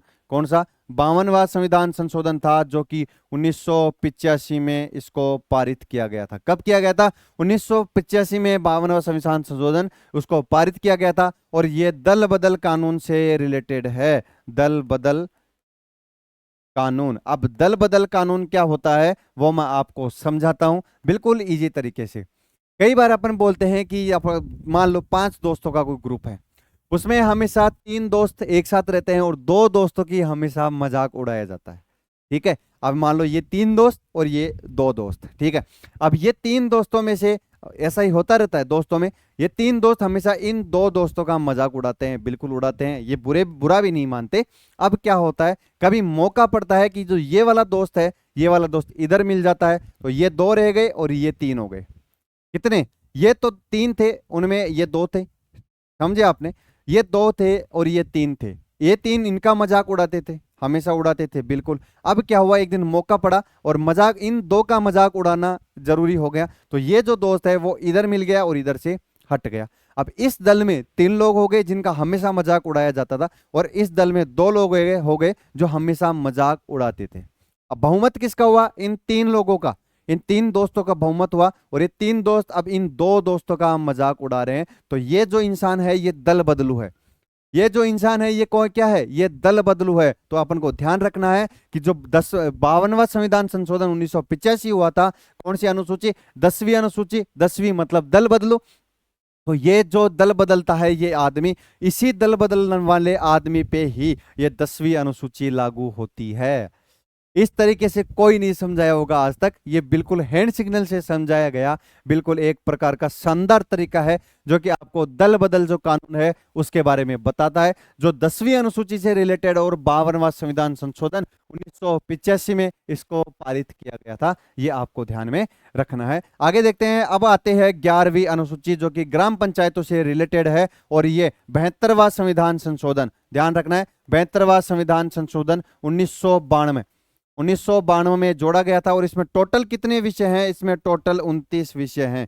कितने विषय हैं भैया? इसमें टोटल 29 विषय हैं। इसके बाद में आती है 12वीं भी 73वां संविधान संशोधन। कौन सा? 73। इसके जस्ट बाद का जो संविधान संशोधन था उसमें नगर निगम से रिलेटेड, नगर पालिका, नगर निगम जो होती है ना, उनसे रिलेटेड ये अनुसूची जोड़ी गई थी और इसमें विषय थे टोटल 18 विषय थे। कितने विषय थे भैया इसमें? टोटल 18 विषय थे। चारों अनुसूचियां मैंने आपको बता दी है। 8 अनुसूची पहले थी, 4 अनुसूची बाद में जोड़ी गई। कब कौन सी जोड़ी गई मैंने आपको यहाँ पे बता दिया है। आगे बढ़ते हैं। आगे है राज्य विधानमंडल में धन विधेयक पेश करने के लिए किसकी पूर्व अनुशंसा की आवश्यकता होती है भैया? राज्य विधानमंडल पूछा है तो आंसर होगा राज्यपाल। ज्यादा टाइम नहीं है, क्लास पहले ही बहुत लंबी हो चुकी है। चले आइए देखते हैं। धन विधेयक, धन विधेयक का आर्टिकल है भैया 110, ठीक है। और ये केवल लोकसभा में पेश किया जाता है। कहां पे? केवल लोकसभा में ही ये पेश किया जाता है। और ये राज्यसभा में कब जाता है? सिर्फ 14 दिनों के लिए ही राज्यसभा में जाता है। राज्य विधानमंडलों में जाता है, वो सिर्फ इसकी समीक्षा कर सकते हैं। क्या कर सकते हैं? इसकी केवल समीक्षा कर सकते हैं। इसमें क्या चेंजेस करना है वो बता सकते हैं, लेकिन इसको रोक नहीं सकते, इसमें बदलाव खुद नहीं कर सकते। वो सिर्फ समीक्षा करके दे सकते हैं लोकसभा को कि हाँ इसमें ये चीज बदलाव की जरूरत है। बाकी जो देखना होगा वो लोकसभा अपने बिहाफ पे देखती है। आगे देखते हैं। निम्नलिखित में से कौन सी कैबिनेट समिति नहीं है? कैबिनेट मंत्रियों के द्वारा बनाई गई समिति नहीं है। मंत्रियों के बीच विवाद पर समिति, ये कोई कैबिनेट समिति नहीं है। ये खुद के खुद द्वारा बनाई गई है। तुम चाहे लड़ो मरो कुछ भी करो, कैबिनेट इसके लिए हकदार नहीं होगी, ठीक है। आगे बढ़ते हैं। भारतीय संविधान का कौन सा अनुच्छेद सभी श्रमिकों के लिए जीवन यापन योग्य वेतन और सामाजिक और सांस्कृतिक अवसरों के साथ एक सभ्य जीवन स्तर सुरक्षित करता है? DPSP article 743। DPSP director principle of state policies, मतलब इसको बोलते हैं यार, वो क्या बोलते हैं हिंदी में भी भूल गए, इसका छोड़ो। डीपीएसपी ये है भारत के, इसमें टोटल इसका आर्टिकल अपन देखते हैं। डीपीएसपी के आर्टिकल कितने हैं? आर्टिकल 36 से लेके 51 तक इसमें आर्टिकल है, जिसमें यह कहा गया है कि आपका जीवन कैसे सुधारा जाएगा, मतलब जीवन जीने के लिए क्या क्या चीजें जरूरी होती है, वो सब चीजें किसमें बताई गई है? डीपीएसपी में बताई गई है। और ये न्यायालय में प्रस्तुत नहीं किया जा सकता, यह सबसे इंपॉर्टेंट है। डीपीएसपी को न्यायालय में प्रस्तुत नहीं कर सकते, मतलब किसी भी आर्टिकल या कोई काम किया जा रहा है तो उसको न्यायालय में चुनौती नहीं दी जा सकती। डीपीएसपी थोड़े से बाउंड है, लेकिन ये गांधीवादी विचारधारा पे चलने वाले डीपीएसपी। आगे देखते हैं। निम्नलिखित में से कौन सा राज्य का एक नीति निर्देशक सिद्धांत नहीं है? वही आ गया डीपीएसपी, जिसकी हिंदी देख रहे थे, हिंदी वाला क्वेश्चन ही आ गया। न्यायपालिका को कार्यपालिका से अलग करना, बिल्कुल है, सही बात है भैया। समान नागरिक संहिता आर्टिकल किसमें है? आर्टिकल 44 में समान नागरिक संहिता है, बिल्कुल सही है। स्मारकों का संरक्षण, बिल्कुल सही है। भारत के किसी भी हिस्से में निवास करना, ये नहीं भैया, भारत के किसी भी हिस्से में आप निवास नहीं कर सकते, यह नीति निर्देशक सिद्धांत में नहीं आता है, यह मौलिक अधिकारों में आता है। ये आर्टिकल 1, 2, 3 जो निवास से रिलेटेड है उनमें आता है। भारत का नाम मात्र कार्यकारी प्राधिकारी कौन होता है? नाम मात्र का, आज का आंसर हो जाएगा भैया राष्ट्रपति। राष्ट्रपति ये सिर्फ नाम मात्र के कार्यकारी अधिकारी होते हैं, बाकी सारी पावर तो आपके जो प्रधानमंत्री का पद होता है उसमें निहित होती है। सब चीजें प्रधानमंत्री करता है, नाम किसका आता है? उसमें आता है अपना कार्यकारी प्राधिकारी, जो कौन है? राष्ट्रपति जी। जो बेचारे चुपचाप बैठे रहते हैं, उनका काम है सिर्फ दिखावा करना, लोगों के बीच में जाना, उनको मेडल्स देना और अपने जो राष्ट्रपति भवन है उसमें मस्त तरीके से आराम करना। सारा काम कौन करता है? सारा काम करता तो राष्ट्रपति जी भी हैं, लेकिन अपने जो संविधान है उसमें यही प्रणाली अपनाई गई है कि जो भारत का कार्यकारी नाम मात्र कार्यकारी प्राधिकारी कौन होता है? वो राष्ट्रपति। जबकि एक्चुअल में जो सारी शक्तियां किस में निहित है? वो प्रधानमंत्री में निहित कर दी गई है, ठीक है। आगे बढ़ते हैं भैया। आगे ज्योग्राफी के क्वेश्चन आ गए। निम्नलिखित में से कौन सी झील खारे पानी की झील है? खारे पानी की, देखिए सुपीरियर, ये विश्व की सबसे बड़ी मीठे पानी की झील है। कौन सी झील है? मीठे पानी की झील है। और कहां पे है भैया? ये है उत्तरी अमेरिका में, ये भी आपको ध्यान रखना है। उत्तरी अमेरिका में ये झील स्थित है, ठीक है। मीठे पानी की झील है। और सबसे बड़ी झील है वो है चिल्का झील, जो कि ओडिशा में स्थित है। कहां स्थित है भैया? ओडिशा में स्थित है। और ये लेगून झील है, ये भी आपको ध्यान रखना है, लेगून झील है, ठीक है। तो सबसे बड़ी खारे पानी की झील कौन सी होगी? वो हो गई आपकी चिल्का झील, ओडिशा में है। आगे बढ़ते हैं, ज्यादा टाइम नहीं खींचते हैं भैया, बहुत टाइम हो चुका है अपने ऑलरेडी। देखिए, भारत की जनगणना 2011 के अनुसार उन राज्य और केंद्र शासित प्रदेशों को सही जोड़ी की पहचान कीजिए जिन्होंने उच्चतम साक्षरता दर दर्ज की है। देखिए, इसमें केरल इसमें आ रहा है और चंडीगढ़ तो एक यूटी है, तो इसको आप नहीं कर सकते, तो इसका आंसर हो जाएगा केरल और लक्षद्वीप। केरल राज्य है और यूटी कौन सा है, वो है लक्षद्वीप यूटी, जो कि क्या करता है, सबसे उच्चतम साक्षरता दर्ज करता है। आगे बढ़ते हैं। बंगाल की खाड़ी में स्थित विश्व का किस प्रकार की वनस्पति को दर्शाता है, जो कि सुंदरवन डेल्टा। ये क्वेश्चन गलत है, मैं आपको बता देता हूं। इसमें पूछा गया है कि बंगाल की खाड़ी में जो सुंदरवन डेल्टा है, कौन सा डेल्टा, सुंदरवन डेल्टा, इसमें किस प्रकार की वनस्पति पाई जाती है, तो इसमें मैं आपको पहले ही बता देता हूं, इसमें मैग्रोव वनस्पति पाई जाती है।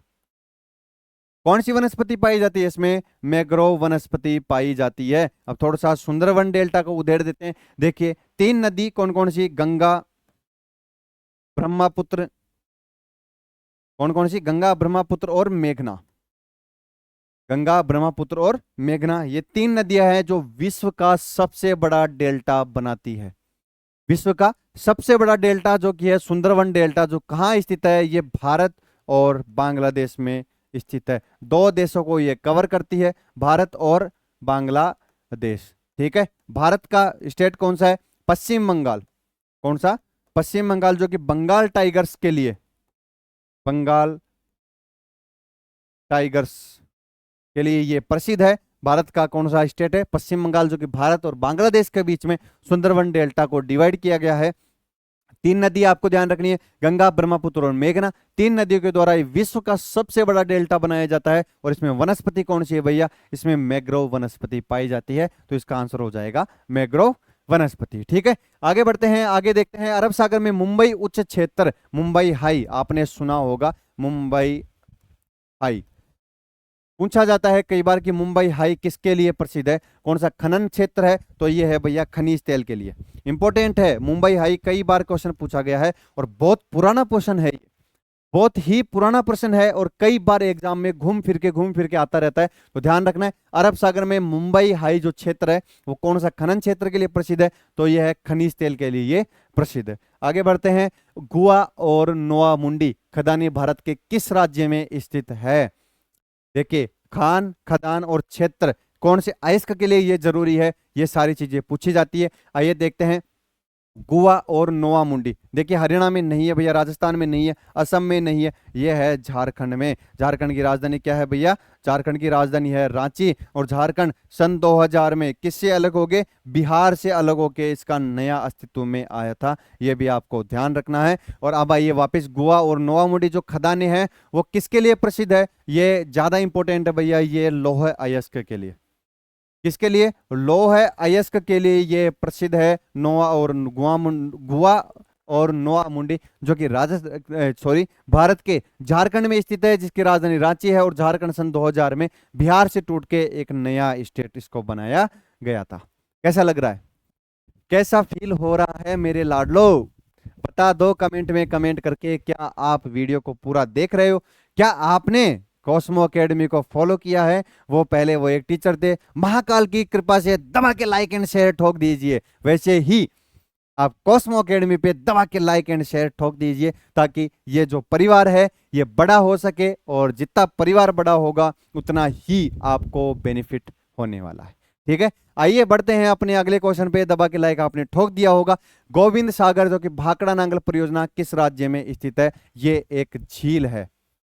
गोविंद सागर क्या है, ये एक झील है। और मैं आपको बता दूं ये मानव निर्मित सबसे बड़ी झील है, मानव निर्मित, अब तक की मानव निर्मित सबसे बड़ी झील है। और कौन सी नदी पर यह बने गया है, भाखड़ा नांगल डैम, ये भी आपको ध्यान रखना है। सतलुज नदी पर, कौन सी नदी पर, सतलुज नदी पर यह बनाया गया है। यह चीज ज्यादा इंपॉर्टेंट है, मानव निर्मित झील है, सतलुज नदी पर बनाया गया है। और गोविंद सागर झील ये जो किस राज्य में स्थित है, ये हिमाचल प्रदेश में स्थित है। इसकी राजधानी, हिमाचल प्रदेश की राजधानी में भी लोचा है। देखिए यहाँ पे जो गर्मियों के दिनों में जो राजधानी होती है वो होती है शिमला, और सर्दियों के दिनों में जो राजधानी होती है वो होती है धर्मशाला। 2 राजधानी है, कंफ्यूज नहीं होना है, शिमला और धर्मशाला। देखिए अंग्रेजों ने क्या किया, बहुत दिमाग वाले थे अंग्रेज, उनको गर्मियों में ज्यादा गर्मी लगती थी, तो वो क्या करते थे, पूरे हिमाचल प्रदेश में अपना वर्चस्व नहीं बना पाते थे, क्योंकि राजधानी एक राजधानी होती है जहां पे सेंटर बैठता है। अब राजधानी उन्होंने क्या किया कि गर्मी के दिनों में शिमला में लोग जाते हैं घूमने के लिए, ठंडी ठंडी हवा का मजा लेते हैं वहां पे जाके। तो उन्होंने क्या किया, गर्मियों के दिनों में जो राजधानी थी वो अपनी शिमला में शिफ्ट कर दी। अब शिमला में तो भैया हमेशा बर्फ गिरती है, ठंड भी बहुत जोर की होती है वहां पे। अब उनको ठंड भी ज्यादा लगे भारत में, अब क्या करे वो भैया, तो ठंडी के दिनों में, सर्दियों के दिनों में वो क्या करे, ऐसी जगह चले गए जहां पे उनको धूप मिले। तो वो सर्दियों के दिनों में धर्मशाला में जाके रहने लगे। ऐसे ही जो हिमाचल प्रदेश है उसकी दो राजधानियां शिमला और धर्मशाला। गोविंद सागर किस राज्य में स्थित है, मानव निर्मित अब तक की सबसे बड़ी झील है और सतलज नदी पर यह स्थित है, जो कि हिमाचल प्रदेश में स्थित है। ठीक है दोस्तों, आगे बढ़ते हैं। अरब सागर निम्नलिखित में से किस महासागर का विस्तार है। ये भारत का नक्शा मैं बना देता हूं यहाँ पे, ये भारत का नक्शा हो गया भारत के। देखिए मैं अगर इधर इधर खड़ा हूं तो ये भारत का जो राइट है वो होता है हिंद महासागर, सॉरी बंगाल की खाड़ी, बे ऑफ बंगाल। ठीक है, हिंदी में लिख देता हूं यार, बंगाल की खाड़ी। ठीक है, और इसके लेफ्ट में देखें तो ये होता है भैया अरब सागर, अरब सागर। देख लीजिए अब, ये भारत का है, ये दक्षिण भारत है, यहाँ पे ये पश्चिमी सह्याद्री पर्वत है। ठीक है, जिसको पश्चिमी घाट के नाम से भी जाना जाता है। और सह्याद्री जो भारत की दूसरी सबसे बड़ी तितली भी इधर ही देखने को मिली थी अपन को। तो ये है अरब सागर और ये है बंगाल की खाड़ी। यहाँ पे आपको छोटा सा लटका हुआ श्रीलंका दिखता है। और ये क्या है भैया, ये भारत का दक्षिणी हिस्सा है। जब ज्योग्राफी पढ़ाई जाएगी आपको, बिल्कुल जब ज्योग्राफी पढ़ाई जाएगी आपको तो बिल्कुल ऐसे ही मैप के माध्यम से ही आपको ज्योग्राफी पढ़ाई जाएगी। तो देखिए इधर में क्या है, यह है पूरा हिंद महासागर। कौन सा महासागर है भैया, ये पूरा हिंद महासागर है। तो इसका आंसर हो जाएगा जो अरब सागर है वो हिंद महासागर का ही छोटा सा एक विस्तार है। आगे बढ़ते हैं। भारत की जनगणना 2011 के अनुसार किस राज्य केंद्र शासित प्रदेश में लिंगानुपात सबसे कम था। सबसे केंद्र शासित प्रदेश में लिंगानुपात कम था वो था दमन और दीव। जनगणना 2011 की क्लास अपडेट हो रही है, इसमें जो और डेटा है वो जोड़ा जा रहा है। जल्द ही आपके सामने जनगणना की क्लासेज आ जाएगी। भारत की जलवायु का वर्णन करने के लिए प्रयुक्त सामान्य शब्द क्या है। भारत की उष्ण कटिबंधीय जलवायु, ना शुष्क है ना ध्रुवीय है। क्या भारत ध्रुव में स्थित है, नहीं, ध्रुवीय होता है जो पोलर पे स्थित होते हैं, 90 डिग्री पोलर पे जो स्थित होते हैं वो ध्रुवीय होती है। शुष्क जलवायु, क्या भारत शुष्क है, नहीं है भैया। क्या ध्रुवीय जल, नहीं है। रेगिस्तानी जलवायु, नहीं है। क्या भारत रेगिस्तान है क्या पूरा, नहीं, केवल राजस्थान पंजाब हरियाणा में ही तो आपको क्या मिलता है, रेगिस्तान देखने को मिलता है। ठीक है, तो ये भी नहीं हो सकता। ध्रुवीय जलवायु अपन ध्रुवीय क्षेत्र में नहीं है, ना अंटार्कटिका में ना आर्कटिक में है अपन, यही ध्रुवीय क्षेत्र है। तो इसका मतलब है कि यह भी नहीं हो सकता और शुष्क जलवायु भी नहीं हो सकती। तो बचा कौन सा, उष्ण कटिबंधीय जलवायु होती है। ठीक है, अगर मेरे को आंसर नहीं भी आता है, अगर मेरे को आंसर नहीं भी आता है तो मैं ऐसे एलिमिनेट करके क्या कर सकता हूं, अपना आंसर निकाल सकता हूं। ऐसे ही आपको आंसर निकालना है। आगे देखते हैं। केरल और कर्नाटक में पूर्व मानसून को डैश के रूप में जाना जाता है। पूर्व मानसून, मानसून से पहले जो मानसून आता है वो होता है पूर्व मानसून। ठीक है, और इसको अलग अलग जगह अलग अलग नाम से जाना जाता है। तो केरल और कर्नाटक में पूछा गया है तो ये आम्र वर्षा के नाम से इसको जाना जाता है। क्यों जाना जाता है, क्योंकि मानसून से पहले ही, अभी आम का सीजन खत्म हुआ है, आपको पता है, आपने भी खूब आम चूसे होंगे, काट काट के खाए होंगे, खूब आम का जूस पिया होगा।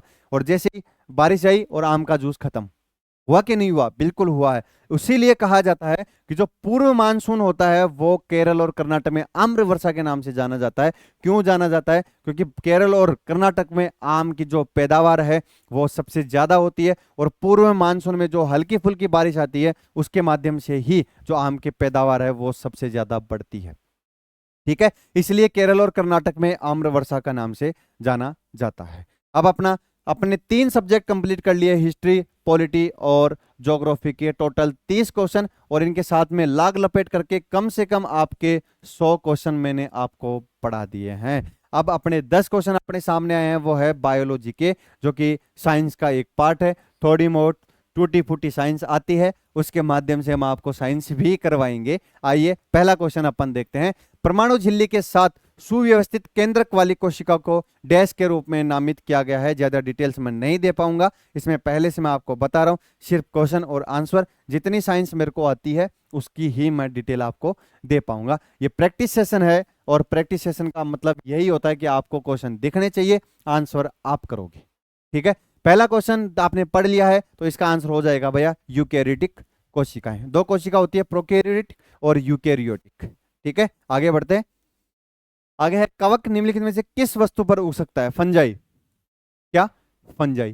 किस पे उग सकता है? रोटी पे हो सकता है भैया। बासी रोटी, जब आप रोटी को छोड़ देते हो तो आप खुद देखते हो कि रोटी पे एक प्रकार की परत आ जाती है ग्रीन टाइप में, वही होता है फंजाई, वही होता है कवक। आती है ना? बिल्कुल आती है। अचार दे, अचार पे, अचार पे क्या होता है? मान लो ये अचार का डिब्बा है, डिब्बा बनाते हैं पहले तो, अरे बन जा। ठीक है, ये अचार का डिब्बा है। ठीक है, यहाँ पे होके इस पे ये अपन ने मुंह बना दिया और ये ऐसा बना दिया। ठीक है, अब देखिए यहाँ तक आपने क्या कर रखा है, मस्त मस्त खट्टा खट्टा अचार यहाँ पे भर रखा है। आया मुंह में पानी? अहो, ये है अचार है। अब आपने यहाँ तक तेल भर रखा है इसमें। ठीक है, और आपने सोचा कि यार मेरा अचार तो कम रह गया, तो इसमें यहाँ पे भी आपने अचार डाल दिया। तो आप देखोगे कि जहां तक तेल है, उस तेल के ऊपर का जो पार्ट है वहां पे आपको इस जो जो एरिया है, यहाँ पे एक अलग प्रकार की लेयर देखने को मिलेगी। वही कवक होता है, वही फंजाई होता है। तो अचार में भी आता है, बिल्कुल आता है। चमड़े पर तो आता ही आता है, कपड़े पर भी आता है। आप बारिश के दिनों में कपड़ा बाहर छोड़ दीजिए या किसी कोने में पटक दीजिए, उस पर आपको एक अलग ही प्रकार की लेयर दिखेगी, वही फंजाई होता है। तो इसका मतलब है कि डी आंसर इसका आ गया है। 1 2 3 और चारों पे कवक आ सकता है। आगे देखते हैं, मानव शरीर का सामान्य तापमान होता है, सबको पता है 37 डिग्री फ़ारेनहाइट डिग्री होता है। सेंटीग्रेड में, फ़ारेनहाइट में देखेंगे तो 96.6 डिग्री फ़ारेनहाइट। कितना होता है? 96.6 डिग्री फ़ारेनहाइट। ठीक है, ये होता है सेंटीग्रेड में और वो होता है फ़ारेनहाइट में, मानव शरीर का सामान्य तापमान। निम्नलिखित में से कौन सा विटामिन हमारी त्वचा और आंखों को स्वस्थ रखने में सहायता करता है? त्वचा और आंखों को, आंखों आ गया तो यहाँ पे आ जाएगा भैया विटामिन ए, जिसका रासायनिक नाम है रेटिनॉल। रासायनिक नाम क्या है भैया? रेटिनॉल। इसकी कमी से कौन सा रोग होता है? वो होता है रतौंधी। कौन सा रोग होता है? इसकी कमी से रतौंधी रोग होता है। ये बारी क्या बोलते हैं अपने, जो हल्की फुल्की धूप होती है उससे मिलता है। ये विटामिन बी कॉम्प्लेक्स है। इसमें टोटल कितने विटामिन है? इसमें टोटल 6 विटामिन अपन को देखने को मिलता है। विटामिन सी, ये इसको एस्कॉर्बिक एसिड, क्या बोलते हैं विटामिन सी को? एस्कॉर्बिक एसिड भी बोलते हैं, जो कि खट्टे फलों में, किसमें मिलता है? खट्टे फलों में ये अपन को मिलता है। ठीक है दोस्तों, आगे बढ़ते हैं। आगे है अपना क्वेश्चन, जीव विज्ञान में आईवीएफ शब्द का पूर्ण रूप क्या है? आईवीएफ की जरूरत कई लोगों को पड़ रही है। In vitro fertilisation. In vitro fertilisation, भगवान से दुआ करना कि आपके जीवन में कभी ऐसी कंडीशन नहीं आए कि आपको आईवीएफ कराना पड़े। वर्तमान में जो कंडीशन चल रही है, प्रेगनेंसी जो कंज्यूम नहीं कर पा रहे हैं, प्रेगनेंसी कंसीव नहीं कर पा रहे हैं, ये सारी जो रीजन है, मेन रीजन है इसका, वो है खान पीन। खान पीन अच्छा नहीं है, इस वजह से ये सब चीजें होती है। इन विट्रो फर्टिलाइजेशन आईवीएफ का पूरा नाम होता है। पत्तियों में एक हरा वर्णक होता है, हरा जहां पे आता है वहीं पे आपको क्लोरोफिल लगा देना है।